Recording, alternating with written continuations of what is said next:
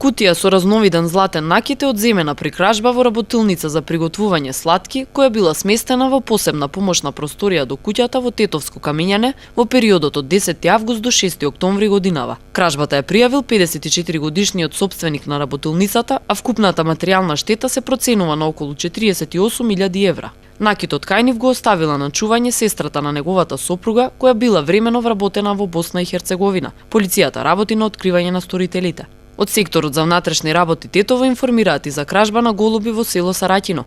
Ноќта помеѓу 5 и 6 овој месец непознати сторители провалиле во голубарникот на 32-годишниот тетовец и одзеле 50 голуби од расата мелезари. Вкупната вредност на одземените голуби се проценува на над 120.000 денари.